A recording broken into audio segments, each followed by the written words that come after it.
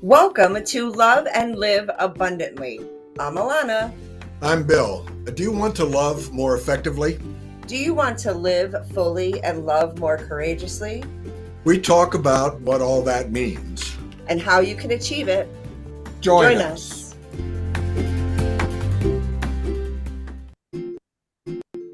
Well, now that the music has stopped, I've been told that my job is to get us rolling here.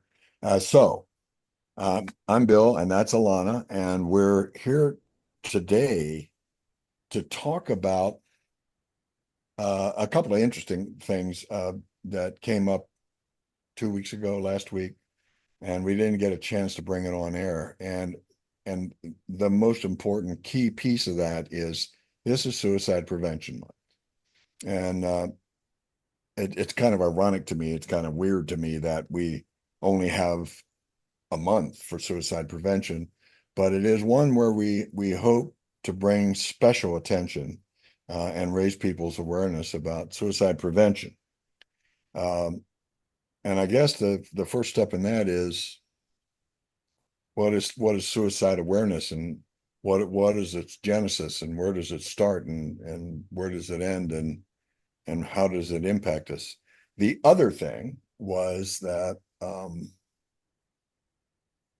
it seemed a natural kind of dovetail that we should talk about depression and about how to recognize it and some things to do to interrupt depression if it's happening to you, and maybe even spend a little time talking about what it really looks like in the real world. I think I usually get it right, and I think I got it right this time. How about it? Yeah, no, absolutely. I think talking about depression is instrumental for suicide awareness. I see there's this meme out there where it states, how do we deny depression yet mourn suicide?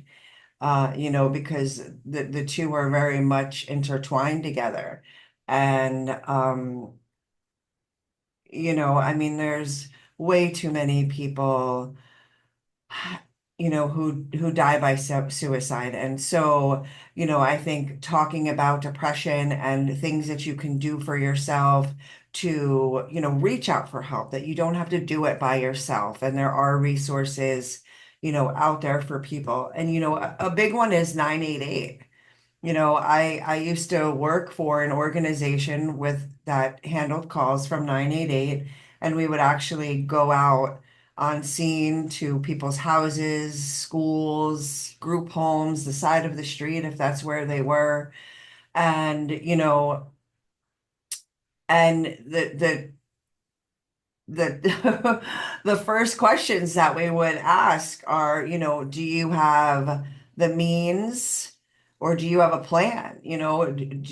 Have you made a plan? And Bill and I were talking off screen where, we're taught to ask those questions, yet it's not really set in stone that if somebody doesn't have a plan or doesn't have the means, that they're not gonna, they're not gonna proceed with their suicide. So, I've taken quite a few classes on suicide awareness, and what I learned was connecting with people. And I feel like too, that's part of the depression, where if you're feeling depressed, reach out to somebody, call the 988 number, get more information and resources and connect with people. Yeah, that part of that discussion about the thing that we have been classically trained, and we made note that we still are trained that way, to ask those two big questions. Do you have a plan? Or do you have a means? But there was empirical research that showed that those aren't real good predictors. Intuitively, you think, well, of course, I've got to ask those questions. That will tell me whether or not the person is a danger to themselves. But it turns out that it's not a very good predictor. And what the danger is that if we ask those questions and we get a certain kind of answer, we may come to believe that the person's okay and they're not unsafe. And so we don't ask those questions. The thing I did say is that I really want to repeat here is that you need to trust your gut. And truly, we're all human beings, and the people that we love in our lives, if you sit there and there are alarm bells going off inside of you that this person is depressed, they look down, they look sad, they look disconnected, they look uh, hyper agitated and anxious and cut off. It doesn't matter what the answer is to those two questions. You need to trust that they're depressed and that it's a scary place for them to be, and you need to help them not be alone in that scary place. That to dovetail on what you said about connection. Yeah, it reminds me of this one call that we had gone on, and we went into a school. I want to say he was in like sixth or seventh grade, and he was talking about, dying by suicide, and he didn't necessarily have a plan. And his mom came in, and his mom joined in the conversation and said that there were multiple people on his father's side that had, died by suicide. And at the time I was still learning, and I was still working on figuring out how it all worked. And it just amazed me that it was like, okay, well, he's going to go see a therapist in 2 weeks and then he will be okay. And I'm like, wait a minute, what are we doing? Like, why aren't we getting this kid help now? He has a history in his family, even with himself. And so why are we going to wait 2 weeks for the therapy appointment? And so I let the appointment go the way that it went because, I wasn't the therapist, right? I wasn't the licensed therapist on scene. My partner was. I was what they call a behavioral tech. And so, she was the really one who made the decisions. And then, of course, I went back and I questioned my manager and my supervisor, and they were like, oh, yeah, it's okay. It's okay. And it just didn't sit right with me. So it's like, here we are, we're supposed to be a mental health organization, and we let this, 11, 12-year old just go about his business because he had a therapy appointment in 2 weeks. And I don't know, I feel like there needs to be more. Well, and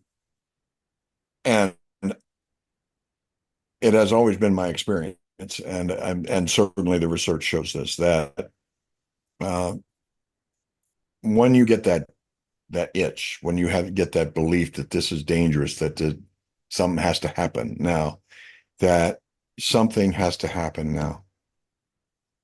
Postponing interventions around suicide possibility is not ever a smart thing to do. And I'm not passing judgment on the folks that you worked with, but I am saying that it's such an urgent and such an important thing.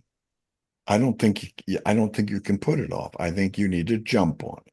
It's right. It is a right now kind of concern. Oh, wait 2 weeks for therapy? No, I don't think so. No. No. Well, And I one of mean, the things, go ahead. I'm sorry. I feel like that's one of the reasons why I, left the organization was one, I didn't feel safe there. And it was instances like that where, our mission is to do this, yet we're not doing it. And it just didn't feel right to me. And we've talked about this, right? Like the health care workers. Um, they're kind of half doing it because they're burnt out. And so, yeah. So let's talk about the depression side of it and how we can help people who are listening or their loved ones when they have somebody who is experiencing depression, who is thinking about dying by suicide. What are some ways, what are that we can see it in them? Well, let me just say one more thing in regard to those two questions, because there Okay. was a third question that historically has been, and that is, do you have plans for tomorrow? So Mm, when you're talking to people, if they're projecting themselves into the next day, that is a hopeful sign. It's not a guarantee, but if they promise you that they'll talk to you in the morning, or that they'll call you before they do anything rash or stupid or self-destructive, that's helpful. And that's one of the three questions that are in everybody's textbook. But I like the idea of talking about what is depression and some really concrete things you can do if you're feeling depressed or somebody else that you love is feeling depressed. Cool. Let's do that. yes. Okay. I, So I want to, can I tell a story? absolutely. All right. When I was a kid, um, it won't surprise you. It may surprise people who are listening, but when I was a kid, I was a geek. I was master geek. I had taken geekdom to Olympic levels. Um, I used to tell everybody that during the summer, when other kids were playing ball, I went to the library because it was air conditioned. But I went to the library because I'm a geek. And I would read all of the major magazines, Life, Time, and all those. And I remember I don't know, I was 10 or 11 years old, and I read this story in one of the major magazines about this place on this psychiatrist who was running a clinic, and he was doing a piece of research. And his research was into depression.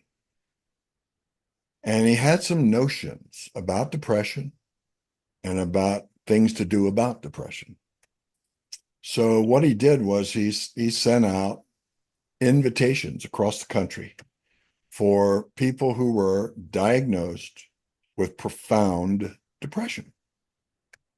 And he had a grant, so he was going to pay for them to get treatment in his clinic. So he had volunteers. Now remember that there were these other mental health professionals who had determined this individual was profoundly depressed.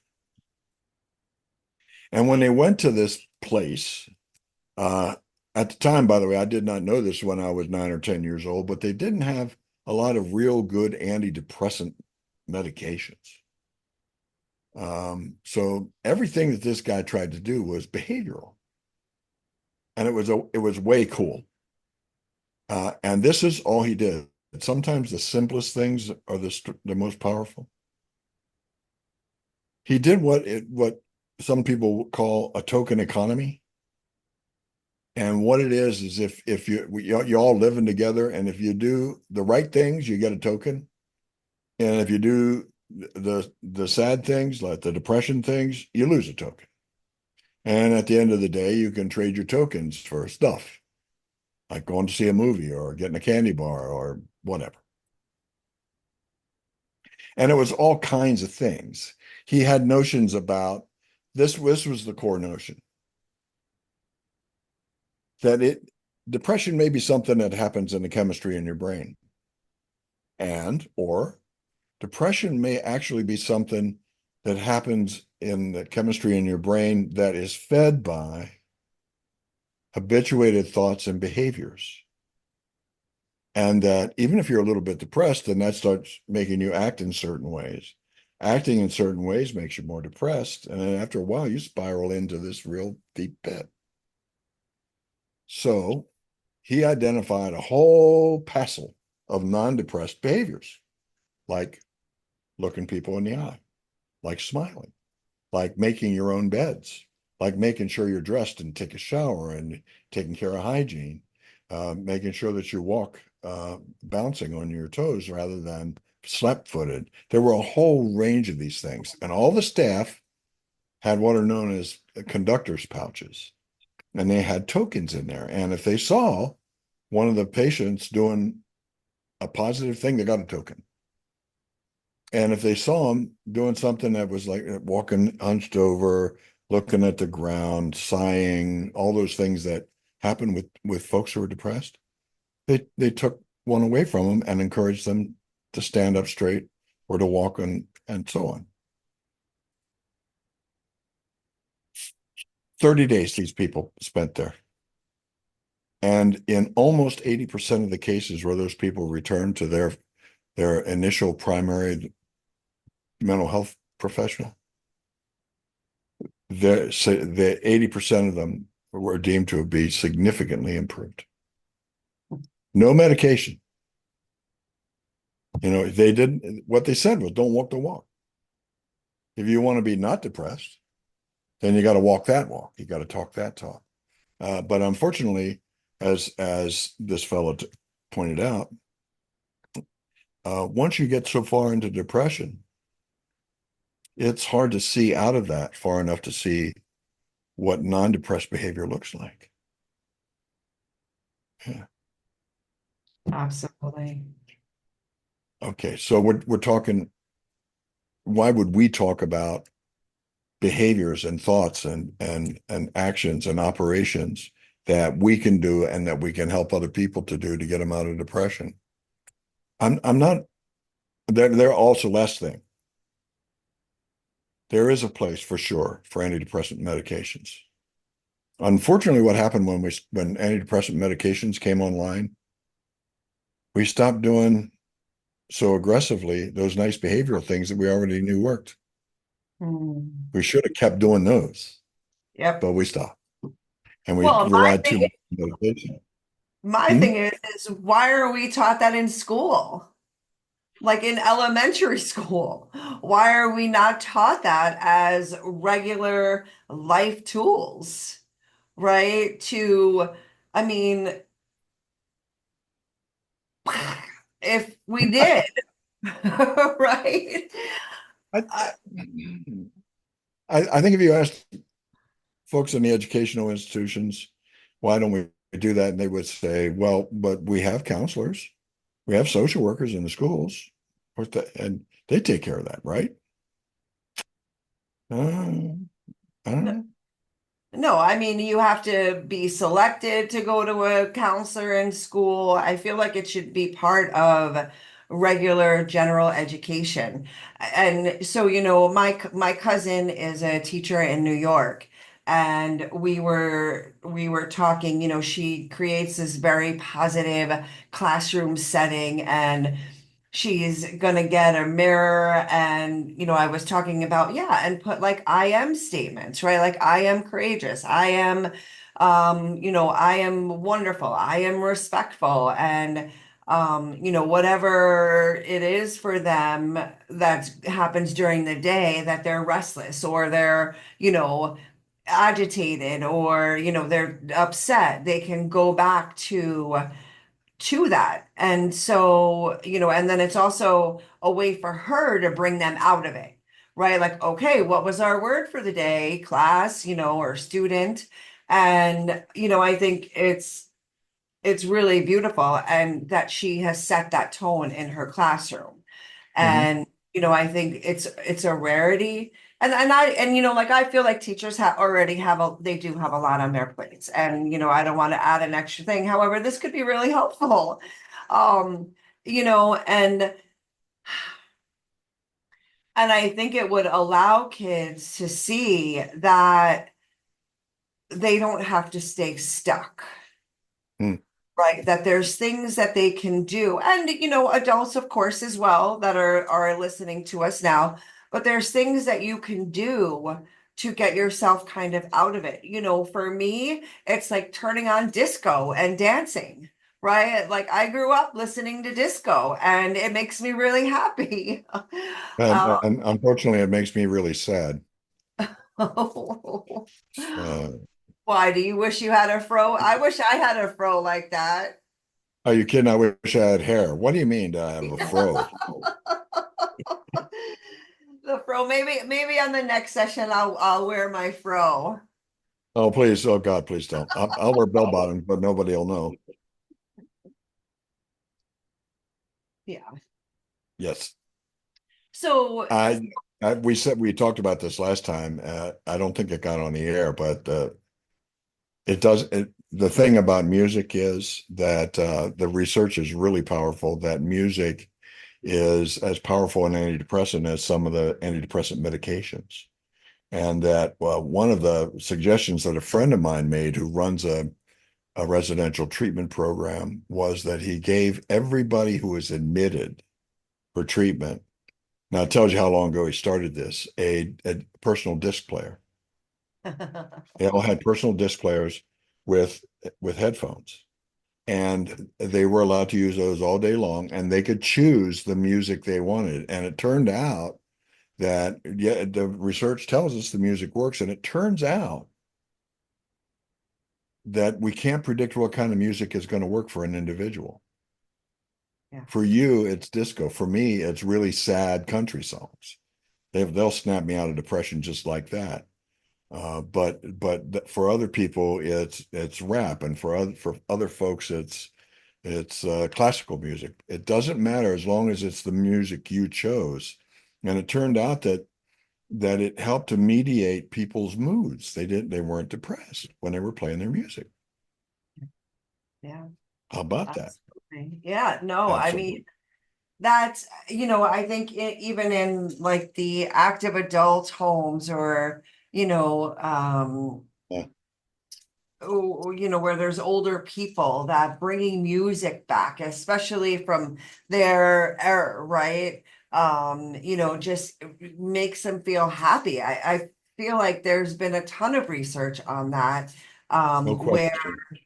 yeah, and it's like, so how about music instead of a pill, and not My that music is going to work for everybody. However, it could help a few. it's a cheap thing to try. I had a personal story. My mother was in a memory unit toward the end, and uh,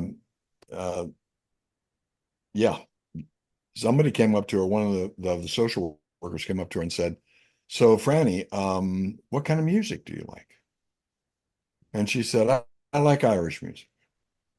So what they did was they organized a concert and in mom's behalf, and she could invite anybody she wanted to. Turns out she invited her whole unit. No, away they went down to a big meeting room down the hall, down the way, and they brought in a couple of Irish musicians, and they had an hour and a half, just a beautiful concert of Irish music. She was beaming, and we couldn't wipe that smile off her face for 3 weeks.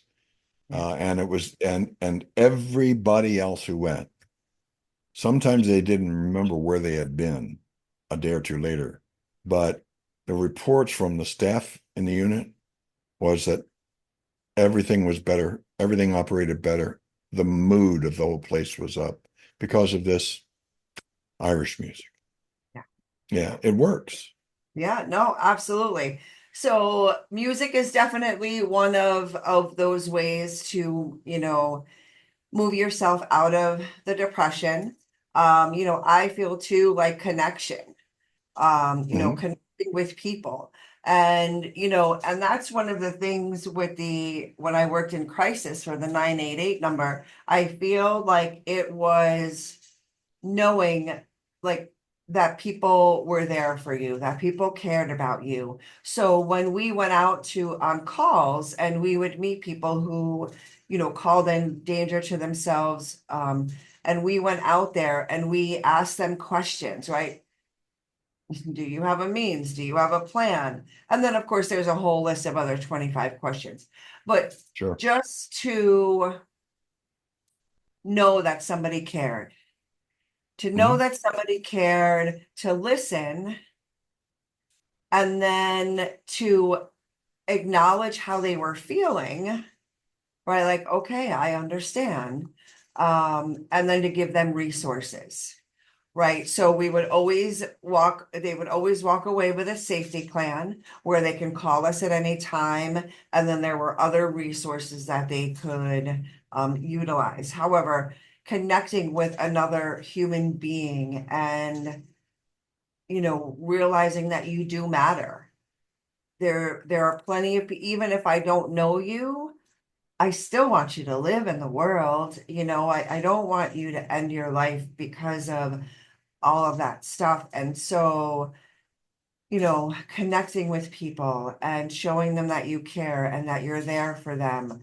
A big taboo is, oh, you never want to ask somebody who is thinking about suicide, if they're thinking about suicide. And That's the exact question you want to ask. yes, it is. It is the exact question you want to ask. Do you hear us? Well, as an old mentor of mine said, if you don't ask and you're supposed to be the pro from Dover, then you're indicating to them that it's as scary and awful and taboo a subject as they think it is. If you don't have the courage to confront it, why should they? Yeah, of course you ask. Are you going to kill yourself? You thinking about that? How long have you been thinking about killing yourself? What are you thinking about? And here's the other thing. Yeah, depression is a spiral. It's a death spiral. Once you get started, the very things that would take you out of the depression are the very things that are the symptoms of the depression. So when you look at a classic symptom list of depression, one of them is disconnected from people. And one of the things we would like to help people get out of their depression is get reconnected. But they're depressed. They can't do it. So that's why professionals like us, why family members, why friends, hell, why strangers have to step in and maybe kick the chalks out from under one of these things, break the spiral, snap it. One of the things that they used to say all the time when I first started was that one of the best things you can make them do is do something. That the depression freezes, so get them to do something. Well, and then you sit there and you say, well, they won't do anything.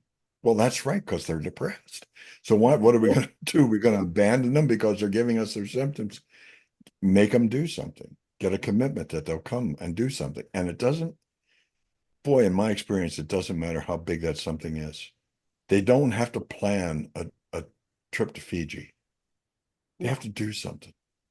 Yeah. I feel like it could even just be organizing a draw, right? Like if and But not to joke about it, but that would depress me. see, to me that would make me really happy to have. Oh, you and my wife, Yeah. she'll be humming away. Things will be in lines. And color Me, coded and oh yeah, I do the little 2 point game with the socks in the drawer. And it's Linda then goes over and lines them up.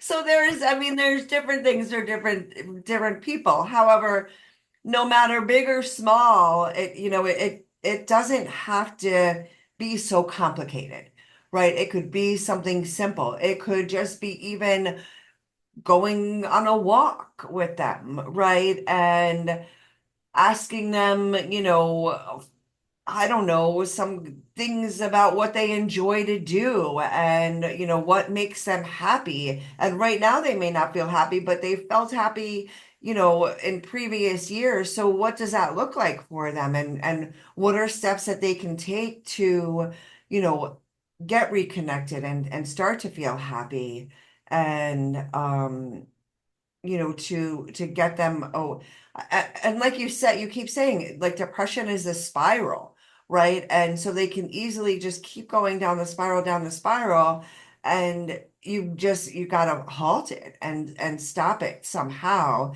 and work on bringing them back up. And it may seem harder than it really is. It just takes some care and concern. it is hard and it's simple. And one of the things, strategic errors I think people make is they don't think somehow that something that simple can be effective.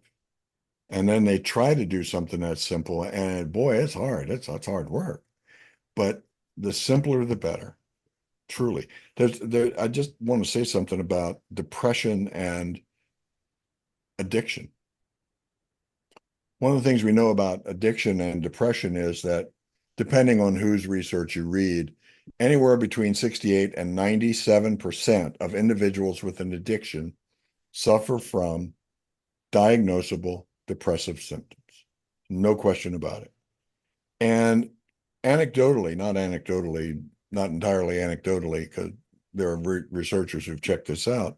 You talk to people who belong to those programs, and a common thing they'll say is, I was I was in that first year of recovery, and I don't know, I've started getting so that I just was holding up again, and I didn't want to go to meetings, and I didn't want to go see my sponsor, and I don't know, I was getting kind of punky, and but my sponsor, my pain in the butt sponsor, came over and dragged me off to a meeting, an AA meeting, a meeting where people were just saying, "Yeah, I'm an addict and I'm in recovery." That's what they do, and they drink bad coffee and eat donuts. But the most common kind of response after that happens is, wow, I really didn't want to go. And I really resented him dragging my butt out there, but I feel so much better now that I did. And the only thing they can account for that is the human contact. Yeah. And it suggests, it's a very important suggestion. One of the things they found around addiction is that if people didn't keep the human contacts that were a part of their recovery plan, that was when they were most at danger for relapse. Yeah, I believe it. Because it's community. We've talked about community a lot and here, and there really is something to be said about surrounding yourself with a community of support. And I think, that's why those addiction meetings work, because you have people who feel so lost in the world or whatever they're feeling, but they have a common denominator Yeah. and they get to feel like they're not alone, right? They feel like they're not alone, and there's other people, right, who have experienced this as well. I'm not the only one, and we get to encourage each other and connect, like human There's connection. a guy by the name of Irvin Yalom, neat guy, said that one of the things that happens in a meeting, he identified 12 things that happen in meetings that are curative. And the one that was that people universalization. And what that means is I come to discover that I am not unique in my wretchedness. Isn't Hmm, that a great saying? it I is.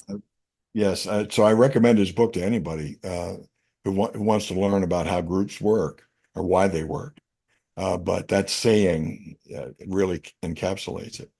Can I suggest, since it's almost a half hour, that can I suggest that the next time we spend even more time in do a little summary of this that we just did, but that we really hit on concrete kinds of behavioral and thought and feeling kinds of exercises that people can do to overwhelm their depression rather than having their depression overwhelm them.